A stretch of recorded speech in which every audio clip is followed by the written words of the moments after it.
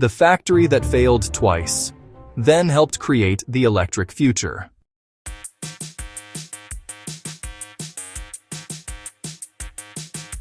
In 2010, a factory in California closed its doors. For decades, this place had been known as one of the biggest failures in American car manufacturing. A factory where quality collapsed, workers lost trust, and one of the world's largest automakers finally walked away. Many people believed its story was over, but they were wrong, because the same factory that once represented failure would later become one of the most important locations in the electric vehicle revolution. This single factory connected three different eras of the automobile industry: the decline of General Motors, the rise of Toyota's legendary production system, and the birth of Tesla's manufacturing future. This is the story of the factory that failed twice, and then helped create the electric future.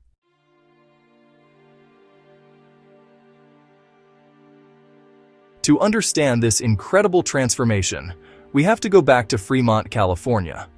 The year was 1962. General Motors opened a massive automobile manufacturing plant in Fremont, hoping it would become a symbol of American industrial power. The facility represented opportunity, thousands of jobs, a future built around American manufacturing. For years, the factory produced vehicles and supported the local economy. But by the late 1970s, the situation began to change. The American automobile industry was entering a difficult period. Foreign competitors were becoming stronger, consumer expectations were changing, and many traditional manufacturers struggled to adapt. Inside the Fremont factory, problems began growing. Production became inefficient. Quality issues increased. Relations between management and workers became increasingly difficult. The factory that was supposed to represent industrial strength slowly became a symbol of everything going wrong. Instead of solving problems quickly, problems continued through the production line. Instead of cooperation, conflict became part of the daily environment. The results were damaging. Vehicles produced at the factory gained a reputation for inconsistent quality. Costs continued rising, and General Motors faced a difficult decision. Something had to change. In 1982, General Motors made a dramatic announcement. The Fremont assembly plant would close. Thousands of workers lost their jobs. The machines stopped. The production lines went silent. An enormous industrial facility that once represented American manufacturing power became an empty building. For many people, the story was finished. The factory had failed. The workers had moved on. And the future of the facility looked impossible. But thousands of miles away, another company was watching. A company with a completely different philosophy about building cars. A company called Toyota.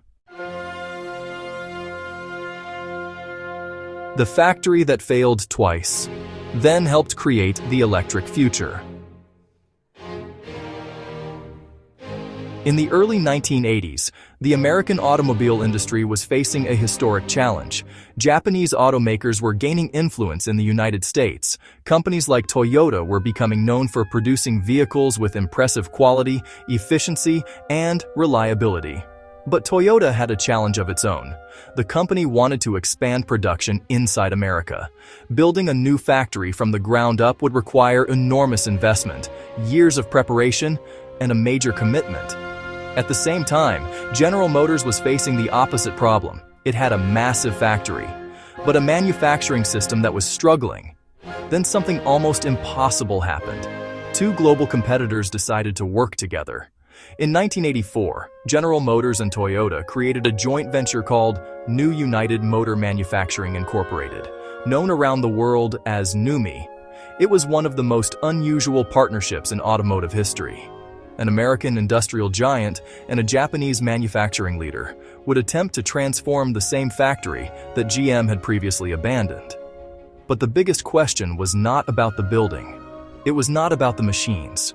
It was not about technology. The biggest question was, could the same people who worked in the old struggling factory become part of the solution? Toyota made a surprising decision. Instead of replacing everyone, the company brought back many former workers from the original GM plant. The same location, many of the same employees, but a completely different system. Toyota believed the problem was not simply the workers. The real problem was the culture, the way people communicated, the way problems were handled, and the way improvement happened inside the factory. Toyota introduced its famous production philosophy, a system built around continuous improvement, known as Kaizen. Under this approach, workers were no longer just following orders. They became active problem solvers. If a worker noticed a problem on the production line, they had the ability to stop the process. The goal was not to hide mistakes. The goal was to find them, understand them, and fix them immediately. This was a revolutionary idea because Toyota understood something many companies ignored. The people closest to the problem are often the people closest to the solution. The transformation was dramatic. A factory once known for poor quality began producing vehicles that matched Toyota's global reputation. Defects decreased, efficiency improved, and the relationship between workers and management began to change. The factory that many believed could never succeed was becoming a model for the future of manufacturing. But this success created an even bigger mystery. If Toyota had discovered the formula for transforming the factory, why couldn't General Motors recreate the same success everywhere else?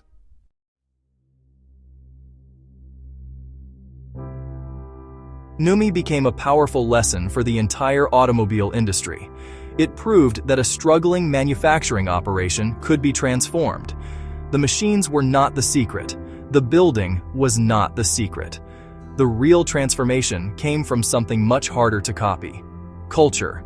General Motors executives visited the factory. They studied Toyota's methods. They watched the production system. They saw the results. But understanding the system was not the same as changing the company.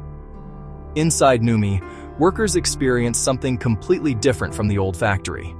Employees were encouraged to identify problems. Management listened. Continuous improvement became part of everyday work. The factory proved something important. American workers could compete globally when given the right system and environment. But outside the walls of NUMMI, the automobile industry continued changing. Competition became stronger. Markets shifted, and General Motors faced deeper financial problems. For years, NUMMI continued producing vehicles. The factory built models including the Toyota Corolla and vehicles carrying the Chevrolet brand. It became one of the strongest examples of cooperation between American and Japanese manufacturing. But the partnership was never guaranteed to last. It was created because both companies needed something from each other. And eventually, those needs changed. In 2008, the global financial crisis pushed General Motors into one of the most difficult moments in its history. The company entered bankruptcy. The partnership that created NUMMI began to collapse.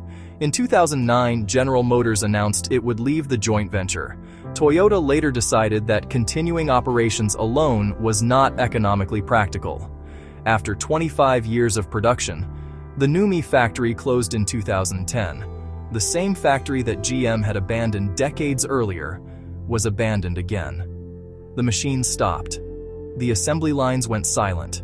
And once again, many believed the story was over. But history was about to repeat itself in a completely unexpected way. Because while the factory sat empty, a young electric vehicle company was searching for something it desperately needed: a place to build the future. And that company was Tesla. The factory that failed twice, then helped create the electric future. When NUMMI closed in 2010, the future of the massive Fremont factory looked uncertain. For nearly 5 decades, the facility had been connected to the history of the automobile industry. It had experienced success, failure, transformation, and another collapse. Now once again, it stood empty. Many people saw an abandoned factory, but Elon Musk and Tesla saw something completely different. They saw an opportunity.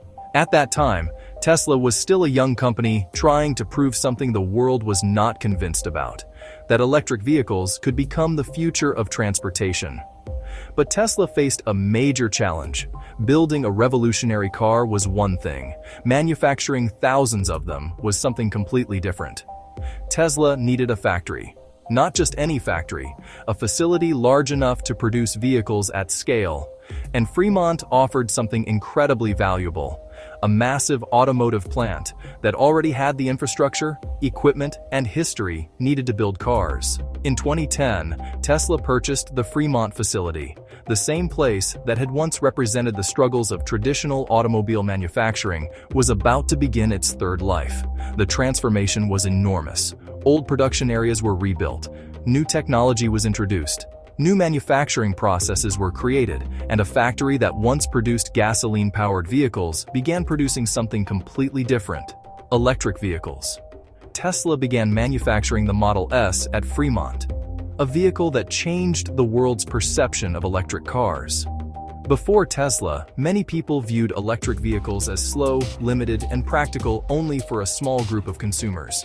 But the Model S changed that image. It showed that an electric vehicle could be fast, luxury, powerful, and desirable. The factory was no longer a symbol of industrial decline. It had become part of a new technological revolution.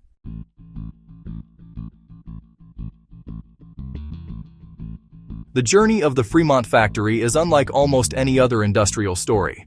First, it was a symbol of American manufacturing struggles, a place where an industry giant discovered that its old methods were no longer enough. Then, it became a global experiment, a place where Toyota demonstrated the power of culture, teamwork, and continuous improvement. And finally, it became one of the foundations of Tesla's electric vehicle ambitions. The same walls witnessed three different eras of transportation: the era of traditional gasoline-powered cars, the era of global manufacturing transformation, and the era of electric mobility. But the most important lesson from this story is not about a factory. It is about transformation.